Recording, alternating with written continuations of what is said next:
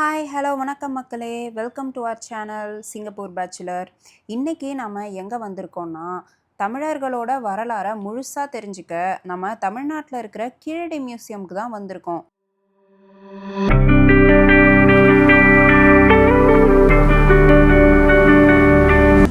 இந்த தமிழக நிலப்பரப்புல மனித குல வரலாற்றோட தொடக்கத்தை பத்தி தெரிஞ்சுக்கணும்னா ஆயிரக்கணக்கான ஏன் லட்சக்கணக்கான ஆண்டுகள் பின்னோக்கி செல்ல வேண்டியிருக்கு.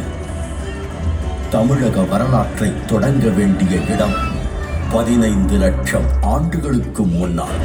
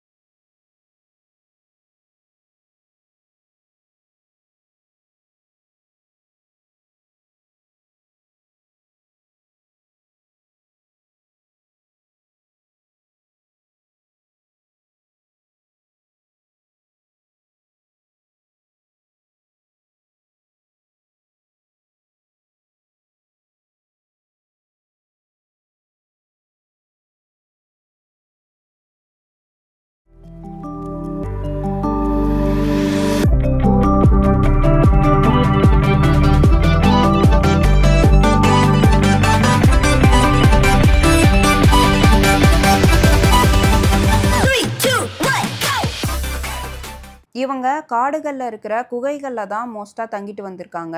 பெரும்பாலும் அந்த மனுஷங்கள்லாம் தனியாக வாழறது கிடையாது. ஒரு பேக்காக 25லேருந்து 50 பேர் இருக்கிற மாதிரி குரூப்பாக தான் வாழ்ந்திருக்காங்க. அந்த குகையை சுற்றி இருக்கக்கூடிய உணவுகள்லாம் தீந்து போயிடுச்சுன்னா வேற குகை இருக்கிற இடத்த தேடி போயிட்டுருப்பாங்க. அங்கே இருக்கிற உணவுகளை சாப்பிட்டுட்ருப்பாங்க. மோஸ்ட்டாக ஒரே இடத்துல தங்க மாட்டாங்க. இதுதான் பழங்கற்கால மனிதர்களோட வாழ்க்கை முறையாக இருந்துச்சு. இதே மனிதர்கள் என்ன ஆனாங்கன்னா ஒரு சில ஆயிரம் வருடங்களுக்கு அப்புறம் நுண்கற்கால மனிதர்களாக டிரான்ஸ்ஃபார்ம் ஆகுறாங்க. திருநெல்வேலியில் இருக்கிற தேரிக்காடு பகுதிகளில் இவங்க வாழ்ந்ததற்கான தடயங்கள் நிறைய கிடைச்சிருக்கு. இந்த டைம் பீரியடில் அவங்க யூஸ் பண்ண கருவிகள்லாம் முன்னாடி டைம் பீரியடில் யூஸ் பண்ணதை விட சின்னதாக இருந்திருக்கு. அதை வச்சு அனிமல்ஸோட ஸ்கின் எடுத்து ட்ரெஸ்ஸாக போட்டிருந்துருக்காங்க. அரிவாள் மாதிரியான கருவிகள்லாம் செஞ்சு மீன்கள்லாம் பிடிச்சிருக்காங்க. இதற்கடுத்து ஒரு சில ஆயிரம் வருடங்களுக்கு அப்புறம் இந்த மனிதர்கள் புதிய கற்கால மனிதர்களாக இவால்வ் ஆகுறாங்க. இந்த டைமில் என்ன பண்ணுறாங்கன்னா அவங்களோட கருவிகள் எல்லாத்தையும் வழுவழுப்பாக மாற்றி விவசாய வேலைகளுக்கு பயன்படுத்த ஆரம்பிக்கிறாங்க. அதுலேருந்து வர தானியங்களை சேகரிக்க மண்பானைகளையும் செஞ்சுருக்காங்க. புதிய கற்கால மனிதர்கள் வரைஞ்ச பாறை ஓவியங்கள் நிறைய விழுப்புரத்தில் இருக்கிற கீழ்வாலை அப்படின்ற பகுதியில் நிறைய கிடச்சிருக்கான். இது எல்லாத்த விடவும் இப்போ நான் சொல்ல போகிற விஷயந்தான் வேர்ல்டு ஹிஸ்ட்ரியவே திருப்பி போட்டிருக்கு. இந்த உலக வரலாற்றிலேயே முதல்ல 4000 வருஷத்துக்கு முன்னாடியே இரும்பு தாதுக்களை உருக்கி இரும்பு கருவிகள் அண்ட் ஆயுதங்கள் செஞ்சது நம்ம தமிழர்கள் தான். இந்த கருவிகளை வச்சு காடுகளை அழித்து விவசாயத்தையும் ஆடு மாடு மேய்க்கிற தொழிலையும் நல்லா பெருக்கியிருக்காங்க. அப்புறம் நல்ல எளிமையான வீடுகள் கட்டி பெரிய ஊர் மாதிரி உருவாக்கி வாழ ஆரம்பிச்சிருக்காங்க. இந்த காலம் மேன்மேலும் வளர்ச்சி அடைஞ்சு சங்க காலத்தில் என்ட்ரி கொடுத்துருக்கு. சுமார் 2600 வருஷத்துக்கு முன்னாடி மூவேந்தர்களான சேர சோழ பாண்டியர்கள் தமிழ்நாட்டை ஆட்சி பண்ண ஆரம்பிச்சிருக்காங்க. இந்த காலத்துல தான் தமிழின்ற எழுத்துக்களை உருவாக்கி தமிழ் மொழியை உருவாக்கியிருக்காங்க. இதுக்கு முன்னாடி மனிதர்கள் தங்களோட உணர்ச்சிகளையும் தேவைகளையும் ஓவியங்கள் மூலமாகவும் சிம்பிள்ஸ் மூலமாகவும் தான் எக்ஸ்பிரஸ் பண்ணியிருக்காங்க. அதுக்கப்புறம் தான் மொழி வளர்ச்சி ஏற்பட்டிருந்திருக்கு.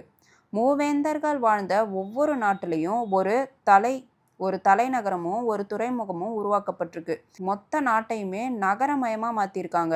அதோட எவிடன்ஸ் எல்லாம் தான் நமக்கு கீழடி அகழ்வாராய்ச்சி சைட்டில் கிடச்சிருக்கு. தமிழ்நாட்டில் இருக்க வைகை ஆற்றுப்படுகையில் ஏகப்பட்ட தமிழ் எழுத்துக்கள் பொறிக்கப்பட்ட பாறை கல்வெட்டுகள் காணப்படுது. குறிப்பாக மேட்டுப்பட்டியிலையும் அழகர் மலையிலையும் 2300 வருஷத்துக்கு முன்னாடியே மதுரை அப்படின்ற பேர் தமிழ் எழுத்துக்களில் பொறிக்கப்பட்டிருந்திருக்கு. மாங்குளம் தமிழ் கல்வெட்டில் நெடுஞ்செழியன் அப்படின்ற பாண்டிய மன்னரோட பேர் பொறிக்கப்பட்டிருக்கு. கீழடி அகழ்வாராய்ச்சியில் ஏகப்பட்ட தொழில் சார்ந்த எவிடன்ஸும் பகடை, சில்லு விளையாட்டு, பல்லாங்குழி இந்த மாதிரியான விளையாட்டு பொருட்கள்லாம் கிடைச்சிருக்கு. இதில் நம்ம கவனிக்க வேண்டிய விஷயம் என்னன்னா, சங்க இலக்கிய நூல்களான கலித்தொகை மற்றும் பல இலக்கியங்களில் தமிழர்களோட வாழ்க்கை வரலாறை எப்படியெல்லாம் சொல்லியிருந்தாங்களோ அதே மாதிரி அச்சு அசலாக எல்லா எவிடன்ஸும் கிடைச்சிருக்கு. இது மூலமாக தமிழ் சங்க இலக்கியங்கள்லாம் சும்மா பொழுதுபோக்குக்காக படிக்கிற நூல்கள் இல்லை, அதுதான் தமிழர்களோட வாழ்க்கை வரலாறையும் அவங்களோட வாழ்க்கை முறையும் வச்சிருக்கிற ஆதாரம்னு நம்மளால தெரிஞ்சுக்க முடியுது. இந்த காலத்தில் எப்படி நம்ம சில்வர் பிளேட்லலாம் பேர் எழுதி வைக்கிறோமோ அதே மாதிரி அந்த காலத்திலேயே தமிழ் எழுத்துக்கள் பொறிக்கப்பட்ட பலவிதமான பானை ஓடுகளும் இந்த அகழ்வாராய்ச்சியில் கிடைச்சிருக்கு. இது மூலமாக அந்த காலத்தில் வாழ்ந்த மக்கள் எல்லாருமே எழுத்தறிவு உள்ளவங்களா இருந்திருக்காங்க அப்படின்னு நம்மளால தெரிஞ்சுக்க முடியுது. சங்க கால செங்கல்களால் செய்யப்பட்ட மூடிய நிலை கால்வாய், திறந்தவெளி கால்வாய்களை உருவாக்கியிருக்காங்க. ஸோ இப்போ எப்படி நமக்கு ட்ரைனேஜ் சிஸ்டம் இருக்கோ அதை அவங்க அப்போவே உருவாக்கிட்டாங்க. இதில் இன்னும் ஆச்சரியமான விஷயம் என்னென்னா, இப்போது நம்ம எப்படி பைப்ஸ் வச்சு ப்ளம்பிங் சிஸ்டம் டெவலப் பண்ணியிருக்கோமோ அதே மாதிரியே அந்த காலத்திலேயே ஓடுகளை வச்சு சுடுமண் குழாய்களை உருவாக்கியிருக்காங்க. இப்போ நான் உங்களுக்கு சொன்ன எல்லா விஷயமும் ஜஸ்ட் ஒரு ஜிஸ்ட்டு தான். இதையும் தாண்டி ஏகப்பட்ட விஷயங்களை நம்ம கீழடி மியூசியம்க்கு நேரில் போனால் தெரிஞ்சுக்கலாம். ஒன்னொன்றும் பார்க்க அவ்வளோ ஆச்சரியமாகவும் பெருமையாகவும் இருக்குது. பண்டைய தமிழர்களோட வேளாண்மை, ஆடை அணிகலன்கள், அவங்களோட வாழ்க்கை முறை, விளையாட்டு, பானை தொழில், நெசவு தொழில், இரும்பு தொழிற்சாலை, கடல் வணிகம், சோழர்கள் மற்றும் கிரேக்க நாட்டோட காசுகள், அவங்களோட சின்னங்கள்னு ஒவ்வொன்றும் தனித்தனியாக ஒவ்வொரு வீடு மாதிரி செட் பண்ணி எல்லாத்தையும் டீட்டெயில்டாக அழகாக எக்ஸ்பிளைன் பண்ணியிருக்காங்க. ப்ளஸ் அந்த பொருட்களை டிஸ்பிளேவும் பண்ணியிருக்காங்க. உங்களுக்கு டைம் கிடைக்கும்போது கண்டிப்பாக கீழடி மியூசியம் போய் பாருங்கள், நம்ம வரலாற்றை பற்றி தெரிஞ்சுக்கோங்க. தொடர்ச்சியான எழுத்தறிவு, பழம்பெரும் இலக்கியங்கள், பல்வேறு வகையான கலைகள், பிரமிக்க வைக்கும் நுண்திறன் மிக்க கைவினை தொழில்கள் என நீண்ட நெடிய பாரம்பரியத்தையும் வரலாற்றையும் கொண்டிருக்கு. இந்த தமிழக நிலப்பரப்புல மனிதகுல வரலாற்றோட தொடக்கத்தை பத்தி தெரிஞ்சுக்கணும்னா ஆயிரக்கணக்கான ஏன் லட்சக்கணக்கான ஆண்டுகள் பின்னோக்கி செல்ல வேண்டியிருக்கு. தமிழக வரலாற்றை தொடங்க வேண்டிய இடம் 15 லட்சம் ஆண்டுகளுக்கு முன்னால்.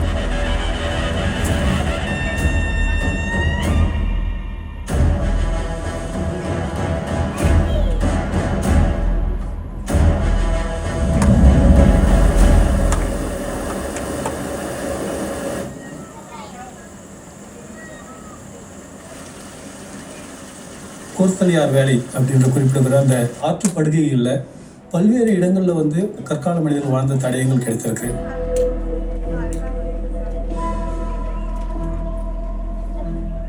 முதலாக கற்களை உபயோகப்படுத்தி அதை கூர்படுத்தி அதை வந்து ஆயுதமாக பயன்படுத்தி விலங்குகளையும் எல்லாம் மரங்களுடைய பழங்களையும் அடித்து சாப்பிட்டு அதில் வாழ்ந்திருக்கிறாங்க. ஹேண்டாக்ஸ்ன்னு சொல்லக்கூடிய ஒரு கற்கருவியை இவர்கள் உருவாக்கி இருக்கிறார்கள். அதுபோல கிளீவர் எனப்படும் ஒரு கிழிப்பான் அப்படின்ற ஒரு கருவி, அது போன்ற பல வகையான கருவிகளை இந்த கால மக்கள் உருவாக்கி இருக்கிறார்கள். இந்த காலகட்டத்தை தான் பேலியோலித்திக், அதாவது பழங்கற்காலம் அப்படின்னு சொல்றோம். இவங்க வந்து இயற்கையாக காட்டில் கிடைக்கக்கூடிய அந்த விலங்குகளை வேட்டையாடி உணவுகளை சேகரித்து, தாவரம், பழங்கள், கொட்டைகள் இது மாதிரி அந்த இதை சேகரித்து வாழ்ந்து வந்திருக்காங்க. இயற்கையா இருக்கிற குகைகள், பாறை மறைவிடங்கள் அங்கதான் வாழ்ந்திருக்காங்க. ரெண்டாவது, இவர்கள் இடம் விட்டு இடம் நகரக்கூடியவர்கள். அதாவது ஒரே இடத்துல இவங்களுக்கு வேண்டிய உணவு கிடைக்காது. ஒரு இடத்துல இவங்க ஒரு குழுவா தங்குவாங்க. அதுக்கு பேர் பேண்டுன்னு சொல்லுவாங்க. ஒரு பேண்ட்ல 25 to 50 பேர் ஒரு குழுவா இருப்பாங்க. அந்த இடத்துல உணவுகள் தீர்ந்தோன்னு இன்னொரு இடத்துக்கு புலம்பெயர்வாங்க.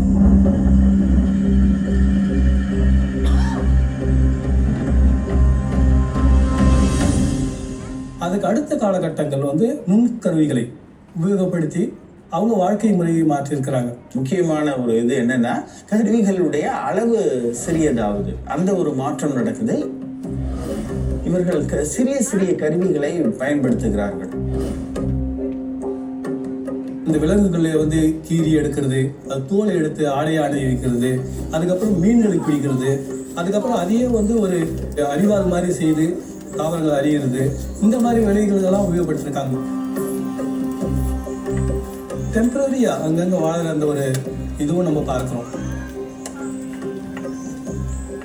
நுண்கற்காலமுடைய தடயங்கள் பல்வேறு இடங்கள் தமிழில் கிடைச்சாலும் அதிகமாக வந்து தேரி சைட் அந்த பகுதியில் பார்த்தீங்கன்னா பரவலாக வந்து அந்த இடங்கள்ல வந்து இந்த நுண்கற்கால மக்கள் வாழ்ந்ததுக்கான தடயங்கள் கிடைச்சிருக்கு.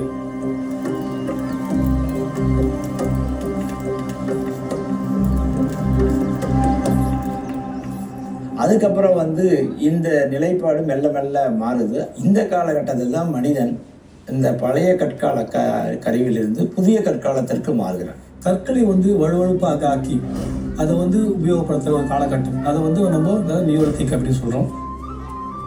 புதிய கற்காலம் அப்படிங்கிறது மனிதன் அந்த வேட்டையாடுகிற தொழிலிருந்து வேளாண்மைக்கு மாறுகிற காலம். அதை வந்து நியோலித்திக் ரெவல்யூஷன், புதிய கற்கால புரட்சி காலம்னு சொல்லுவாங்க. அப்புறம் புதிய கற்கால மக்கள் பானைகளை செய்திருக்கிறார்கள். வேளாண்மை செய்து தானியங்களை எடுக்கும்போது அதை சேமித்து வைக்க இவங்களுக்கு பானைகள் தேவைப்படுது. அப்போ வேளாண்மை செஞ்ச சேமித்து வைக்கிறதுனால ஒரு வருடம் விளையிலன்னா கூட நீங்கள் அதை வந்து அங்கே நீங்கள் இருக்கலாம். அந்த அளவுக்கு இருக்கும் பொழுது அப்பொழுது உபரி உற்பத்தி இருக்கும் பொழுது பல்வேறு கலை வருகிறது. அப்படி வந்தது தான் நம்ம பாறை ஓவியங்கள்.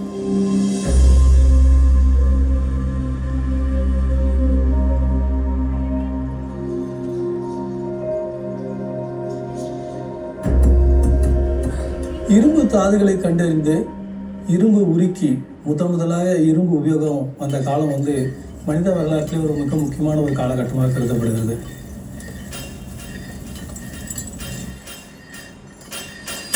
ஏன்னா இரும்பு வந்ததற்கு பிறகு அவர்கள் காடுகளை அழித்து வேளாண்மை செய்ய முடிந்தது.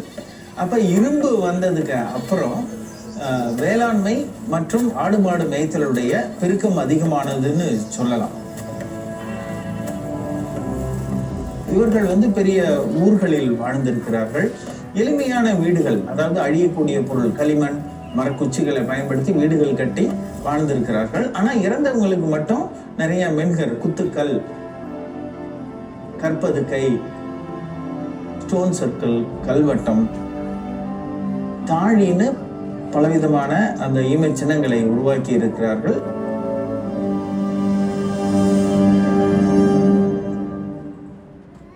வரலாற்று தொடக்க காலத்தில் இரும்பு காலத்தில் இருந்த நிலையை விட வளர்ந்து வேந்தர்கள்ன்ற ஒரு அரசியல் அமைப்பு உருவாகுது. இதான் இப்ப மூவேந்தர்கள்னு சொல்றோம் இல்லையா, சேர சோழ பாண்டியர்கள். அவர்கள் பெரிய அளவு பகுதிகளை இவர்கள் கட்டுப்படுத்துகிறார்கள். ஒவ்வொரு வேந்தருடைய நிலப்பரப்புலையும் பார்த்தீங்கன்னா ஒரு தலைநகரம் இருக்கும், ஒரு துறைமுகம் இருக்கும். இந்த காலகட்டத்தில் தான் முதல்ல எழுத்து அறிமுகப்படுத்தப்படுகிறது. தமிழ் பிராமி அல்லது தமிழி எனப்படும் எழுத்து அறிமுகப்படுத்தப்படுகின்றது. முதலில் நகரமயமாக்கம் வருது, அர்பனைசேஷன். அந்த நகரமயமாக்கத்தின் ஒரு வெளிப்பாட்டை தான் நம்ம கீழடி அப்படிங்கிற அந்த தொல்லியல் இடங்கள்ல பார்க்கிறோம். கற்காலத்தில் தொடங்கிய மனித வாழ்க்கை ஓர் உயர்ந்த சமூக நிலையை எட்டியது.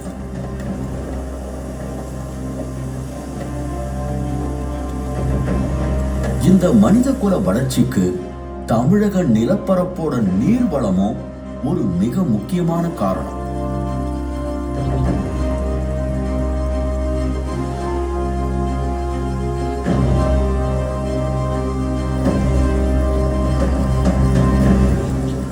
மேற்கு தொடர்ச்சி மலையிலிருந்து கிழக்கு நோக்கி செல்லுகிற இந்த நதிகள், இது வந்து குறிப்பாக நம்மளுடைய பாலார், பெண்ணையார், காவேரி, நம்ம வைகை, தாமிரபரணி, இன்னும் ஒரு 200 கிலோமீட்டருக்கு ஒரு முறை ஒரு மிகப்பெரிய நதி ஓடிக்கிட்டே இருக்கு.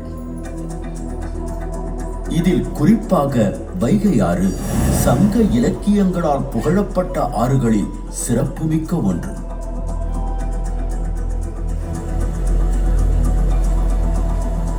வைகை ஆற்றங்கரையில் மனித நாகரிக வளர்ச்சிக்கான தடயங்கள் புதிய கற்காலத்தில் இருந்தே கிடைக்கின்றன. புதிய கற்காலத்தை சேர்ந்த பாறை ஓவியங்களின் தொடர்ச்சியாக இரும்பு காலத்தை சேர்ந்த பெருங்கற்படை சின்னங்களும் கிடைக்கின்றன.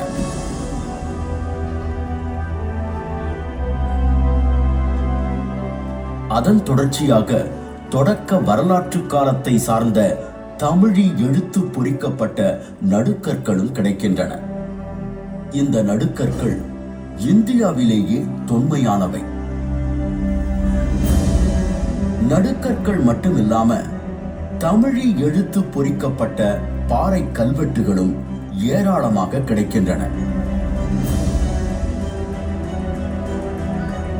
இதில் குறிப்பாக 2300 ஆண்டுகளுக்கு முன்பே மதுரை பெயரானது மேட்டுப்பட்டி கல்வெட்டில் குறிப்பிடப்பட்டிருப்பதோடு அழகர்மலை கல்வெட்டிலும் குறிப்பிடப்பட்டிருக்கு.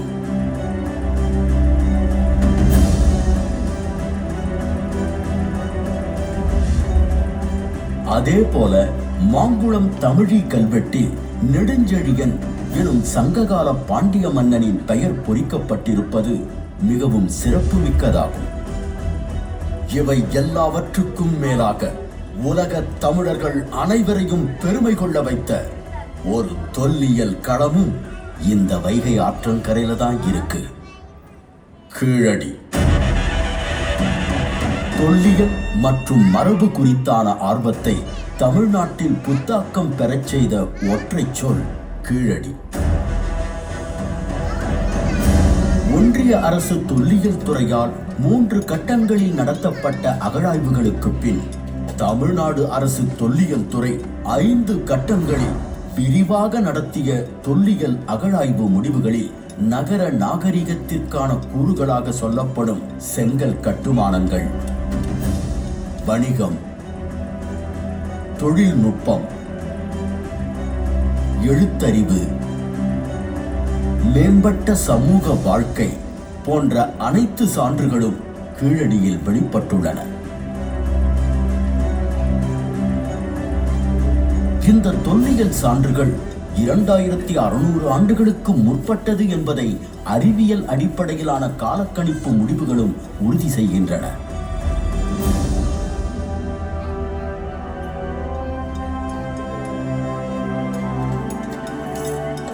தமிழ்நாட்டில் முதல் முறையில் ஒரு விரிவான கட்டிட பகுதியில் கிடைத்த இடம் கீழடி.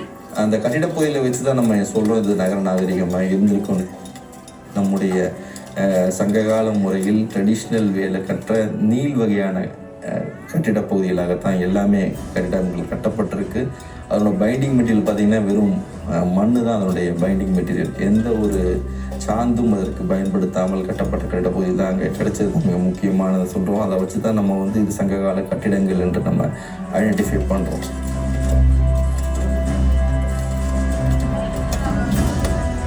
இது மட்டுமல்லாமல் இரும்பு பொருட்கள், விலை உயர்ந்த மணிகள், பல வகையான மட்கலன்கள், நெசவு தொழிலுக்கான தக்கடிகள் என தொழில்கள் சார்ந்த சான்றுகள் கீழடியில் கிடைக்கின்றன. மேலும் அரிட்டைன், ரவுலட்டட் வேர் போன்ற அயலக பானை ஓடுகளும் ரோம் நாட்டு நாணயங்களும் கிமு 5ஆம் நூற்றாண்டை சார்ந்த கங்கை சமவெளி நாணயங்களும் கிடைக்கின்றன. குறிப்பாக மௌரியர் காலத்துக்கு முன்னால் இருந்து இந்த நாணயங்கள் இங்கே நம்ம கிடைக்கிறனால கண்டிப்பாக அந்த காலகட்டத்திலிருந்து அது தொடர்ந்து ஒரு வணிக நகரமாக செயல்பட்டிருக்கலாம் என்பதற்கான ஆதாரமாக தான் இங்கே நம்ம கீழடி நம்ம பார்க்குறோம். அதே போல குறியீடுகள் பொறித்த பானை ஓடுகளும் அதன் தொடர்ச்சியாக தமிழி எழுத்து பொறிக்கப்பட்ட பானை ஓடுகளும் கீழடியில் ஏராளமாக கிடைக்கின்றன.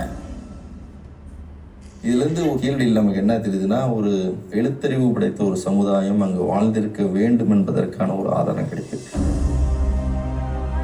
பானை ஓடில் ஏதோ அரசனோ வேற யாரோ எழுதுவதற்கு எந்த ஒரு அவசியமும் இல்லை. தான் பயன்படுத்துகின்ற பெயரை எழுதி வைக்கின்ற ஒரு முறை தான் அந்த பானை ஓட்டில் இருந்து, அதே போல் குறியீடுகளும் தன்னுடைய தெரிந்த ஒரு குறியீடுகளை போட்டு வைக்கின்ற ஒரு முறை தான் அந்த இருந்திருக்கணும். இன்னைக்கு கூட நம்ம வந்து இந்த பாத்திரங்களில் எழுதுகிற பழக்கம் நம்மகிட்ட இருக்கு. அந்த முறை ஒரு தொடர்ச்சியான ஒரு முறையாக நாம் இங்கே தமிழ்நாட்டில் நம்ம பார்த்துட்டு இருக்கோம். அது தவிர பார்த்தோம்னா விளையாட்டு பொருட்கள் பாஸ்ட் டைம்ஸ் தான் மிக முக்கியம். ஒரு நாகரிகத்தில் வந்து பாஸ்ட் டைம்ஸை வச்சு தான் பேஸ்ட் ஆன் த சிவிலைசேஷனை வந்து வேல்யூ பண்ணுவாங்க. கலித்தொகையில் பகடை விளையாட்டு மிக துல்லியமாக சித்தரிக்கப்படுகிறது. விளையாடும் பொழுது 10 என்ற எண் வரும்படியாக பகடை விளையாட்டு. அப்படி என்றால் அது ஒரு கனசதுர பகடையாகத்தான் இருக்க வேண்டும். கலித்தொகையில் பேசப்படுகிற பகடையும் கீழடியில் கிடைத்திடக்கூடிய பகடையும் ஒன்றே. சங்க இலக்கியம் ஒரு புனைவு இலக்கியம் அல்ல. அதனுடைய நம்பகத்தன்மையை கீழடி நமக்கு எடுத்து உணர்த்தி இருக்கிறது. இன்னும் சொல்ல போனால் எனக்கு தெரிந்தவரையில் இந்தியாவில் இன்னொரு அகழ்வாய்வு தடமும் இன்னொரு இலக்கியமும் இவ்வளவு நெருக்கமாக நின்று கை குலுக்கிக் கொண்டதே இல்லை. சுடு மண்ணால் ஆன விளையாட்டு சக்கரங்கள், வட்ட சில்லுகள், தந்தத்தினாலான பகடைகள், ஆட்டக்காய்கள் மற்றும் சோழிகள் என பல்வேறு வகையான விளையாட்டுப் பொருட்கள் கீழடியில் கிடைக்கின்றன. அதையும் இன்னைக்கு நாம் பார்த்தோம்னா நம்முடைய மக்கள் தொடர்ந்து பயன்படுத்துகின்ற ஒரு நிலையை நாம் பார்த்துட்டு இருக்கோம்.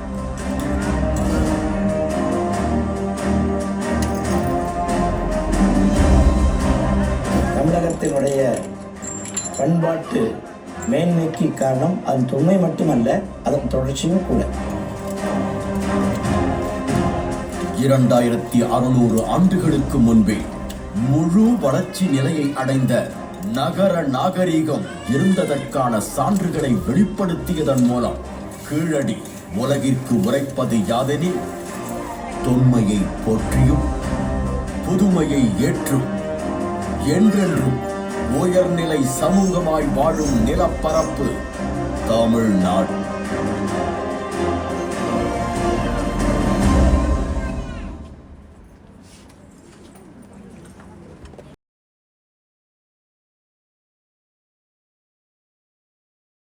ஸோ மக்களே, இந்த வீடியோ உங்கள் எல்லாருக்கும் கண்டிப்பாக பிடிச்சிருக்கும்னு நான் நம்புகிறேன். ஸோ மறக்காமல் நம்ம சேனலை சப்ஸ்கிரைப் பண்ணிவிடுங்க, லைக், ஷேர் அண்ட் கமெண்ட்டும் பண்ணிடுங்க. அடுத்த வீடியோவில் இதே மாதிரியான சூப்பரான பிளேஸில் உங்கள் எல்லாரும் சந்திக்கிறோம்.